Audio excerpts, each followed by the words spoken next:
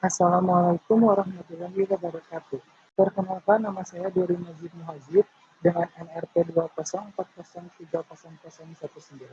Di sini saya selaku moderator dari kelompok 4 yang akan menyampaikan materi yaitu ukuran penyebaran. Sebelumnya, tugas video ini dibuat untuk memenuhi nilai tugas dan nilai UTS mata kuliah Statistika Ekonomi dan Bisnis dengan dosen pengampu yaitu Bapak Dr. Haji Yusuf Arifin, SSI MM. Sebelum memasuki materi, di sini saya akan memperkenalkan para anggota dari kelompok 4.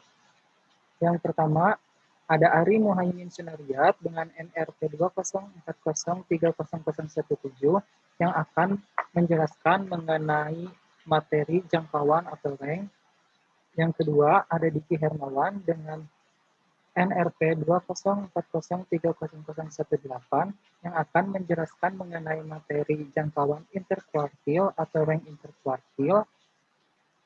Yang ketiga ada dari Majid Muhajib dengan NRP 20403019 yang akan menjelaskan poin simpangan rata-rata atau deviasi rata-rata. Yang keempat ada Fatimah Aulia Azahra dengan NRP 20403020 yang akan menjelaskan mengenai poin simpangan standar atau deviasi standar. Dan yang kelima adalah Rizky Agustin dengan NRP 20403022 yang akan menjelaskan mengenai poin materi yaitu ukuran kecondongan kurva. Sebelum memasuki materi, kita alangkah lebih baiknya untuk memperkenalkan atau mengetahui apa itu ukuran penyebaran. Ukuran penyebaran atau dispersi adalah ukuran yang menggambarkan bagaimana berpencarnya data kuantitatif. Ukuran ini biasanya disebut dengan nama ukuran variasi. Beberapa ukuran yang termasuk ukuran dispersi atau penyebaran diantaranya yaitu yang pertama adalah jangkauan atau rank, yang kedua jangkauan interkuartil atau rank interkuartil, yang ketiga simpangan rata-rata atau deviasi rata-rata, yang keempat simpangan standar dan deviasi standar, dan yang terakhir yaitu poin kelima yaitu ukuran kecondongan kurva. 1. Jangkauan atau range. Jangkauan atau range adalah selisih antara nilai maksimum dan nilai minimum yang terdapat dalam data. Jangkauan atau range dapat dihitung dengan rumus R sama dengan X max dikurangi X min. Contoh, tentukan range dari data 10, 6, 8, 2, dan 4. Jawabannya adalah dengan rumusnya R sama dengan X max dikurangi X min, di mana 10 dikurangi 2 sama dengan 8. Perkenalkan, nama saya Diki Hermawan dari kelas 20 FPA dengan NPM 20403018. Dan di sini saya akan menjelaskan tentang range interkuartil. Jangkauan interkuartil adalah selisih antara persentil ke-75 dan persentil yang ke-25. Dengan kata lain yaitu kuartil ketiga dikurangi kuartil ke-1. Rumusnya adalah kuartil ketiga dikurangi kuartil ke-1. Contoh, tentukan jangkauan interkuartil dari data 4, 5, 5, 6, 6, 6, 7, 7, 7, 8, 8, 9, 9. Untuk menjawab data interkuartil ini, kita harus mencari data tengahnya terlebih dahulu. Dan untuk mencari data tengah, kita harus menjumlahkan data yang ada di atas ini. 1, 2, 3, 4, 5, 6, 7, 8, 9, 10, 11, 12, 13. Nah, untuk total data yang ada di atas ini adalah sebanyak 13. Maka untuk mencari kuartil keduanya adalah 13 ditambah 1 dibagi 2 sama dengan 14 dibagi 2 sama dengan 7. Maka nilai kuartil kedua adalah data ke-7 sama dengan 7.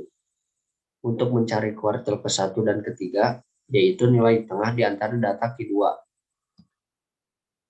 Nah, untuk mencari kuartil ke-1-nya, kita harus menentukan data tengah dari 4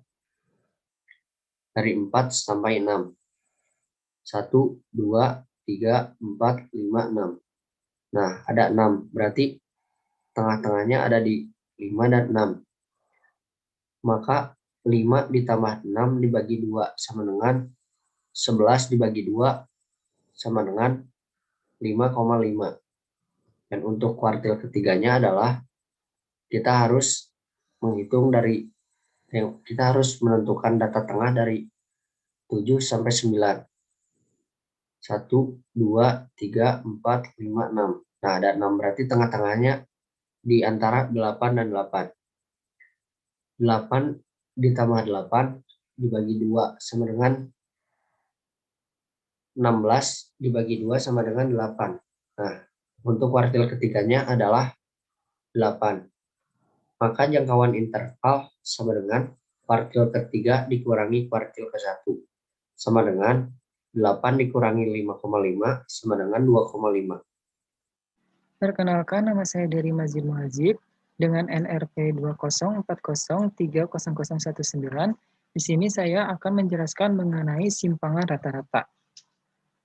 Simpangan rata-rata dari sekumpulan bilangan adalah nilai rata-rata hitung mutlak dari simpangannya. Nah, dalam mencari simpangan rata-rata dapat menggunakan rumus bila data yang diketahui merupakan data tunggal, maka rumus yang digunakan adalah SR sama dengan sigma nilai mutlak XI dikurangi X atau data dikurangi rata-rata dibagi dengan jumlah data atau N. Nah, di sini terdapat contoh soal dari data tunggal. Nah, seperti yang kita ketahui, bahwa dalam mencari simpangan rata-rata data tunggal, maka dapat menggunakan rumus SR sama dengan sigma nilai mutlak data dikurangi rata-rata dibagi dengan jumlah data. Nah, di sini terdapat contoh soal dari data tunggal, yaitu nilai ulangan matematika dari 6 siswa adalah 7, 5, 6, 3, 8, dan 7. Pertanyaannya, tentukan simpangan dari data tersebut atau rata-ratanya. Maka, langkah pertama yang harus kita cari adalah kita harus mengetahui nilai rata-ratanya. Nah, dalam menentukan nilai rata-rata tersebut, itu kita harus menjumlahkan semua data dan dibagi dengan jumlah data di sini itu ada berapa. Maka di sini 7 ditambah 5 ditambah 6 ditambah 3 ditambah 8 dan ditambah 7 kemudian dibagi jumlah datanya yaitu 1, 2, 3, 4, 5, dan 6. Maka di sini dibagi dengan jumlah datanya yaitu 6. Kita jumlahkan di sini 7 ditambah 5, 12, 18, 21, 29, 36. Maka 36 dibagi 6 adalah hasilnya 6. Nah, kemudian untuk mencari nilai simpangan rata-rata, maka kita harus menjumlahkan data ini, nilai data 7, 5, 6, 3, 8, dan 7, dikurangi dengan rata-rata, yaitu 6. Nah, di sini sudah terdapat nilainya, yaitu SR sama dengan nilai mutlak 7 dikurangi 6, ditambah nilai mutlak 5 dikurangi 6, ditambah nilai mutlak 6 dikurangi 6, dan seterusnya. Kemudian dibagi dengan jumlah data, yaitu 6. Nah, seperti yang kita ketahui, kalau nilai mutlak itu adalah bilangan real atau bilangan asli yang tidak bisa dikonotasikan dengan positif atau negatif. Gitu. Jadi, jumlahnya seperti ini. 7 dikurangi 6, itu hasilnya 1. Ditambah 5 dikurangi 6, maka hasilnya bukan negatif 1, melainkan 1. Seperti itu. Maka di sini, bila dihitung, ini 1 ditambah 1, ditambah 0, ditambah 3, ditambah 2, ditambah 1, hasilnya adalah 8. Dan dibagi dengan jumlah data yang diketahui, yaitu 6. Maka simpangan rata-rata dari data tunggal atau contoh yang diketahui adalah 1,33. Kemudian di sini terdapat contoh soal yaitu data berkelompok. Di sini diketahui data 3-5 frekuensi 2 dan datanya 4, kemudian data 6-8, F4, X7, nilai 9 sampai dengan 11, yaitu F-nya frekuensinya 8, datanya 10, dan kemudian 12-14, frekuensinya 6 dan data 13. Maka jumlah frekuensi bila dijumlahkan semuanya adalah 20. Kemudian dalam mencari simpangan rata-rata, Yang pertama adalah kita harus mencari nilai F dikali X dulu, yaitu frekuensi dikali data. Nah, di sini sudah ada tabelnya, yaitu 2 dikali 4 sama dengan 8, 4 dikali 7 sama dengan 28, 8 dikali 10 sama dengan 80, kemudian 6 dikali 13 sama dengan 78, yang apabila diakumulasikan hasilnya adalah 194. Nah, kemudian sama seperti data tunggal, kita harus mencari nilai mutlak dari data dikurangi rata-rata. Nah, di sini sudah ada nilainya. Ini merupakan penjumlahan dari ini. Nilai rata-rata sama dengan sigma F dikali X dibagi sigma F, yaitu sama dengan, di sini sudah ada sigma F dikali X sama dengan 194, tinggal dibagi dengan sigma F yang kita ketahui bahwa jumlahnya adalah 20, maka hasilnya adalah 9,7. Kemudian nilai ini dikurangi oleh data seperti ini. Nilai mutlak 4 dikurangi 9,7, ditambah nilai mutlak 7 dikurangi 9,7, ditambah nilai mutlak 10 dikurangi 9,7, dan seterusnya. Dan di sini adalah hasilnya, yaitu 5,7 dari 4 dikurangi 9,7, 7 dikurangi 9,7 hasilnya 2,7, 10 dikurangi 9,7 hasilnya 0,3, dan 13 dikurangi 9,7 hasilnya adalah 3,3. Nah, kemudian dalam mencari rumus simpangan rata-rata data berkelompok, maka rumus yang digunakan adalah sigma F nilai mutlak dari data dikurangi rata-rata dibagi dengan sigma frekuensi. Sudah mengetahui bahwa sigma F-nya itu atau nilai frekuensinya itu adalah 20. Maka di sini kita tinggal mencari nilai dari sigma F dikali data dikurangi rata-rata. Maka di sini adalah 5,7 dikali 2, seperti ini.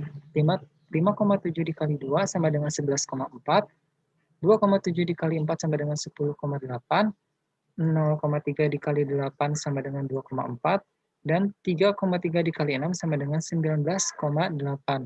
Maka apabila ini semua diakumulasikan, hasilnya adalah 44,4. Kemudian dimasukkan ke dalam rumus di sini, yaitu 44,4 dibagi, maka nilai simpangan rata-rata dari contoh soal data yang diketahui, contoh soal berkelompok yang diketahui adalah 2,22. Perkenalkan, nama saya Fatimah Aulia Azahra dengan NRP 204030020. Selanjutnya nomor 4 yaitu bagian simpangan standar.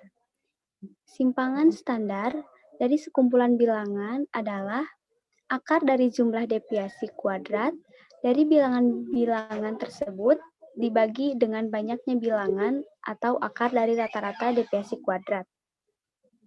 Rumusnya, S sama dengan akar S kuadrat sama dengan akar sigma FI, XI dikurangi X bar dalam kurung kuadrat dibagi sigma FI.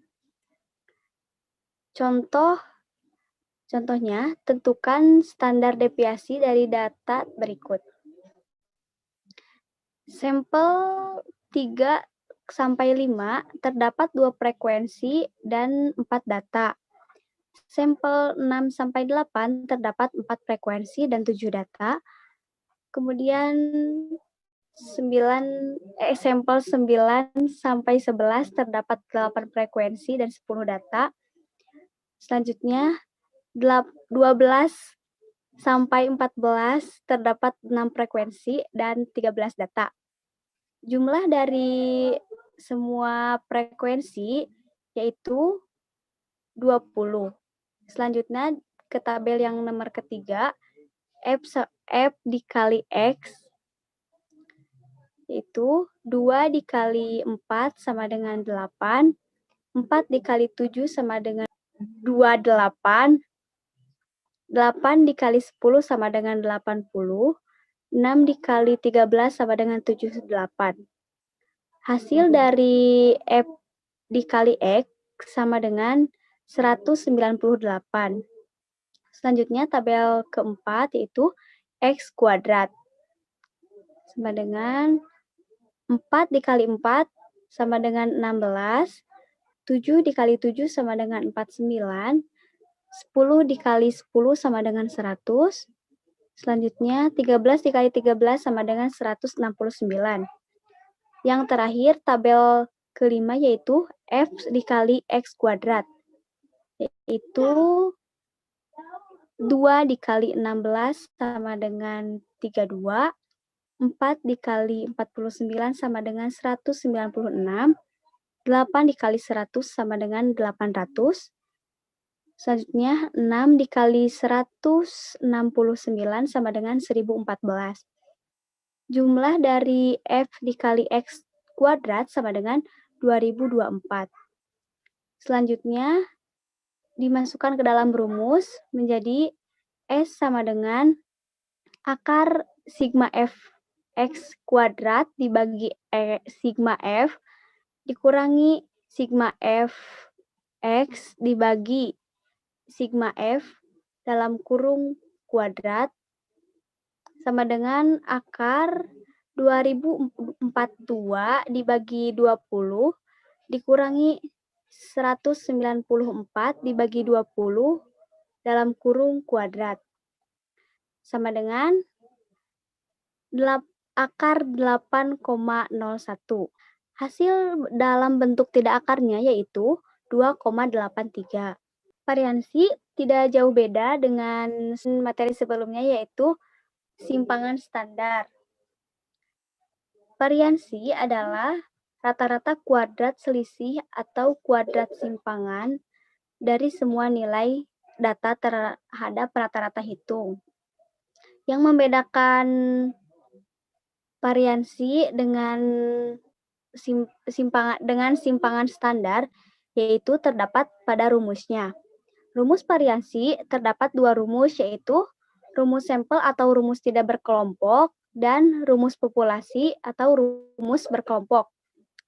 Rumus sampel atau rumus tidak berkelompok yaitu S kuadrat sama dengan sigma Fi Xi dikurangi X bar pangkat 2 dibagi sigma Fi dalam kurung min 1, dikurangi 1. Selanjutnya, rumus populasi yaitu varian populasi sama dengan sigma Fi Xi dikurangi rata-rata populasi dalam kurung pangkat 2 dibagi sigma Fi. Perkenalkan, nama saya Rizky Agustian, NRP 2040322.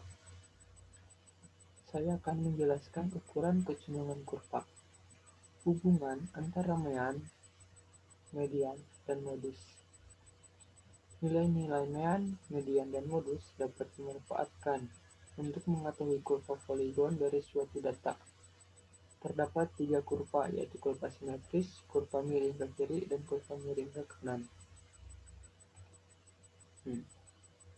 Penampakannya seperti gambar di kiri atas ini ya, kurva simetris. Kurva simetris adalah kurva di mana sisi kiri dan sisi kanan sumbu vertikal sama. Jika kita menggunakan garis sumbu vertikal sebagai sumbu untuk melipat, akan memperoleh bagian ruas kiri dan ruas kanan dalam sama persis, masing-masing identik. Dalam kasus ini biasanya berlaku X alfabet sama dengan median sama dengan modus, atau disebut kurva dengan kecenderungan 0. Kedua, kurva miring ke kiri, seperti gambar di bagian kiri ke bawah. Ini. Kurva condong ke kiri ini disebabkan karena ada nilai ekstrim yang sangat kecil, sehingga berlaku nilai median lebih kecil daripada median dan modus, atau X alfabet lebih kecil dari median dan modus, atau disebut juga kurva dengan skewed negatif. Yang ketiga, ada kurva miring ke kanan, seperti ini gambarnya. Kurva condong ke kanan disebabkan karena ada nilai ekstrim yang sangat besar, sehingga berlaku nilai median lebih besar daripada median dan modus, atau X alfabet lebih besar dari median dan modus. kurva melingkar yang disebut juga kurva dengan skala positif. Jika ditentukan seperti ini ya, normal dan median modusnya nilainya hampir sama, dan ada yang miring ke kiri atau negatif direction seperti ini gambarnya, menarik ke arah kiri dan ke kanan, positive direction seperti ini. Terus mediannya lebih besar ke sini. Sekian materi yang bisa disampaikan oleh kelompok kami. Kurang dan lebihnya mohon dimaafkan. Wassalamualaikum warahmatullahi wabarakatuh.